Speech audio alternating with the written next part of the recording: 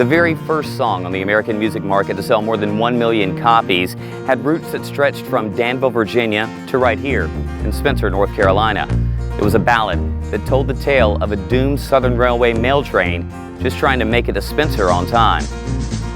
The wreck of the old 97 has been reported by numerous artists. They give him his orders at Monroe, Virginia. Saying, Steve, you're way behind time. This is not 38, but it's old 97. You must set her in Spencer on time. It's a staple of the country music genre and is one of the most famous railroad songs ever. It immortalized engineer Steve Brodie, the old 97 train, and Spencer, North Carolina, a destination they never reached. The wreck of the old 97 is one of the most famous train crashes in history, but like any story passed down over time, particularly through song, there is some poetic license. So let's start with the facts. Starting in 1902 and continuing the following year, Southern Railway had a $140,000 contract with the U.S. government to move mail aboard railway post office cars like this one. It was a lucrative contract moving that mail from Washington, D.C. to New Orleans, but the company was fined heavily for every single minute they arrived past deadline. But it's old 97, you must put her into Spencer on time. September 27th, 1903, the train was late in arriving in Monroe, Virginia. Crews were in a rush to get the mail to the next exchange point right here in Spencer. And from here, that train would have continued south all the way to Atlanta, Georgia. In fact, a Spencer native, Thomas Kritzer, was supposed to have been the train's engineer. He had been delayed by a scheduling error, however, so instead, Joseph Steve Brodie took over. Now, Brodie had worked for other railroads, Seaboard Airlines and Norfolk and Western, but was new to Southern's lines. So it was the less experienced Brodie at the helm of engine 1102, delayed and trying to make up time. Now the song tells the story. They were going down a 3-mile grade, downhill, gaining speed. At the end of that stretch was a curve, and then the Stillhouse Trestle Bridge, which stretched over a huge ravine. Now, Brodie had the engine running too fast, and when they hit that curve at the end of the grade, the train went off the trestle, taking the engine, 2 railway post office cars, an express car, and a baggage car into the ravine below. It was on that grade where it lost his air brakes. Should have seen what a jump he made. Witnesses heard the train whistle scream before it went off the rails, likely Brodie telling the brakeman to apply the handbrakes. There were 17 aboard, 11 were killed, including engineer Brodie. He was found in the wreck with his hand on the throttle and scalded to death by the steam. That train lying at the bottom of the ravine drew dozens of onlookers, and what they found was a ghastly sight. The bodies of the dead and wounded were pulled from the wreckage. Mail, equipment, even a safe that had spilled its contents littered the ground. But even more eerie was the sound. A crate of canaries was being transported aboard the train. It broke open upon impact. So amidst this gruesome sight, there was the sound of canaries singing.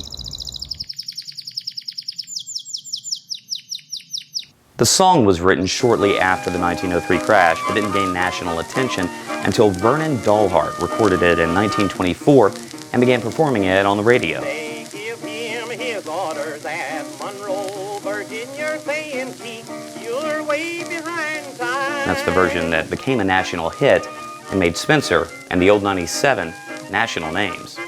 We mentioned the poetic license in the song. It states that Brodie was traveling 90 miles an hour just before the crash. Most agree that is highly unlikely. Southern Railway, in blaming Brodie for the accident, said he was going 70 miles an hour down the grade. Witnesses at the scene estimated it at closer to 50 miles an hour, one way or the other, still far too fast to cross that trestle. Southern Railway officials also disavowed that Brodie was told to exceed safe speeds during his trip and was not told to rush that mail. The song, of course, tells a different story.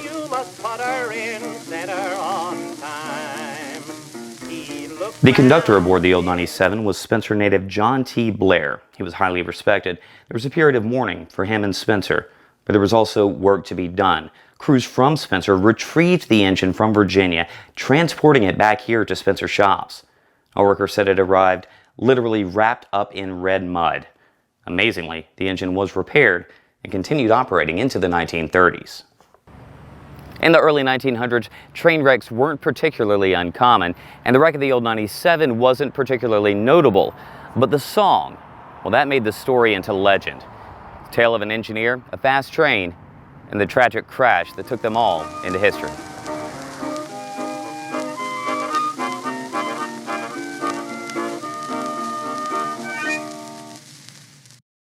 They gave him his orders at Monroe, Virginia, saying, Steve, you're way behind time. This is not 38, but it's sold in 97. You must put her in dispenser on time.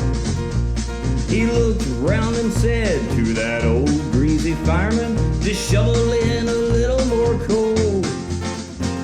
And when we cross that White Oak Mountain, you can watch old 97 roll. Let her roll.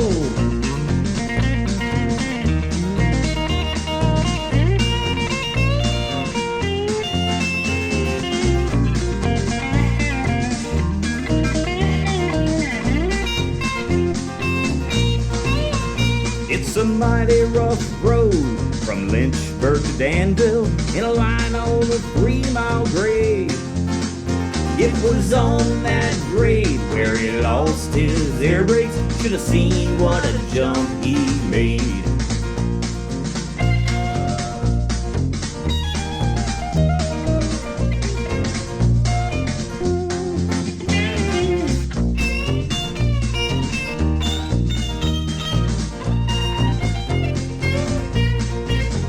He was going down grade, making 90 miles an hour, and his whistle broke into a scream.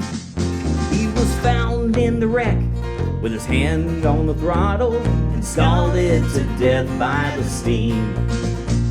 Now ladies, you must all take warning from this time on and learn. Never speak harsh words to your true loving husband. He may leave you and never return.